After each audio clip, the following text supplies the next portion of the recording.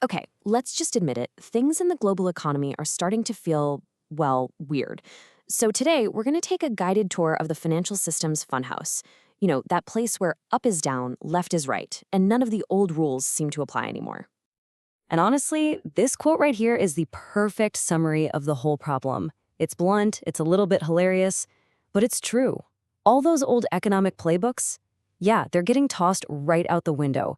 The math just isn't mathing, and we're about to dive into exactly why.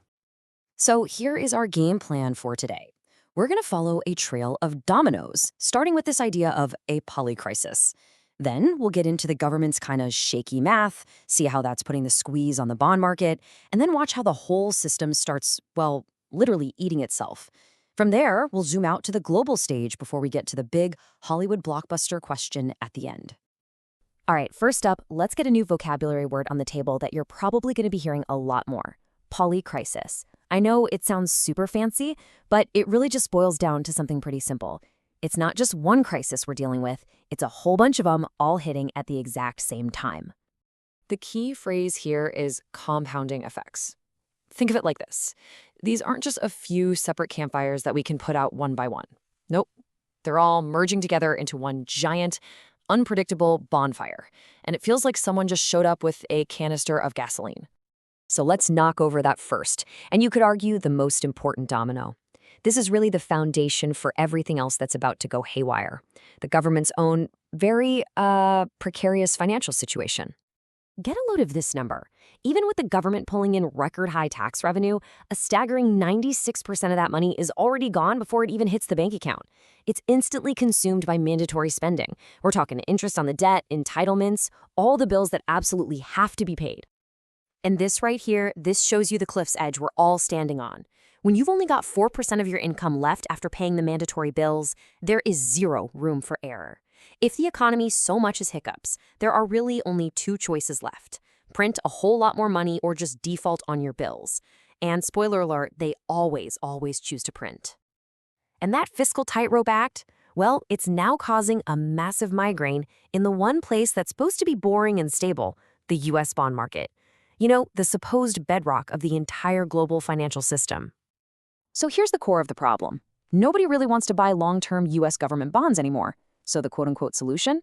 A frantic pivot to selling massive amounts of short-term debt instead. For 30 straight months, this has been the play. It's basically like paying your 30-year mortgage with a high-interest credit card every single month. I mean, what could possibly go wrong? And the scale of this thing is just wild. If you look back to 2013, they were rolling over about $100 billion a week. Fast forward to today, it's $550 billion. That is a 5.5x increase in the amount of money they have to find a new home for every single week. That's not a stable foundation, folks. That is a house of cards in a hurricane. And this is where things go from just bad to truly bizarre, because the solution to that bond problem has created this strange, self-defeating paradox. It's like, in trying to patch one hole in the boat, they've just blown a brand new one on the other side. Okay, let's walk through this doom loop together. Step 1, you sell a mountain of short-term debt. Step 2, because of that, you have to keep a much bigger cash cushion in the government's main checking account, just in case. But step 3, that's the kicker. Filling that government account literally sucks cash out of the private banking system, which means the very hedge funds and banks you need to buy your debt suddenly have less money to do it with. You're trying to borrow from someone whose pockets you're picking at the exact same time. And that is just the perfect image, isn't it? The action you take to solve one problem directly creates the next one.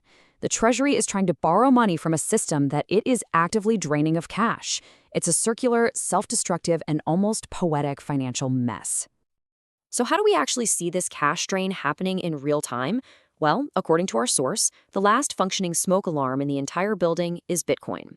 As one of the most speculative assets out there, it's often the first thing big players sell when they need to get their hands on cash. So when you see it selling off hard, it's not just market noise. It's a potential early warning that the whole system is running low on liquidity. Okay, so it's time to zoom out, because all these financial shenanigans aren't happening in some quiet little vacuum. Oh no, they're tipping over massive dominoes on the world stage, and it looks like everyone's invited to the party. And the stress is just showing up everywhere you look. You've got Japan, a major developed economy, whose currency is imploding like it belongs to an emerging market. Back in the US, the shale oil boom that powered a decade of growth is starting to roll over, right as global oil demand is hitting new highs. And then, layered on top of all of that, you have major geopolitical conflicts that are, for the first time in decades, openly challenging the whole idea that the US military is the ultimate backstop for the dollar. And this quote just nails the fragility of the whole situation. These are not separate issues. They are all deeply interconnected.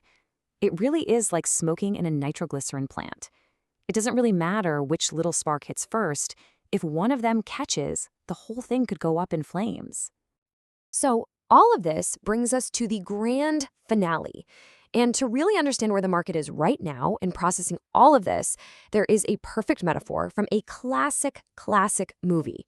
Right now, the market is at the very beginning of the movie Jaws. It's seeing that first victim wash up on the shore, and everyone's calling it a boating accident, right? They're explaining away all the weird signs of trouble. Everyone sees the symptoms, but nobody has connected them to the horrifying cause that's lurking just beneath the surface. People can feel it, right? You can sense that something is deeply wrong with the system. Your friend who works in real estate tells you things are weirder than they've ever been. That's the feeling. But they haven't connected all these dominoes we just walked through. They haven't seen the shark yet. And this is the ultimate trap. Because of that fiscal math we started with, if the Fed cuts interest rates to try and stimulate the economy, inflation could absolutely explode. But if they raise rates to fight inflation, the government's debt payments become completely unsustainable. They're trapped. And it leaves us with one final, pretty unsettling question to chew on. What happens when the whole market finally stops looking at the boating accidents and turns around to see the shark?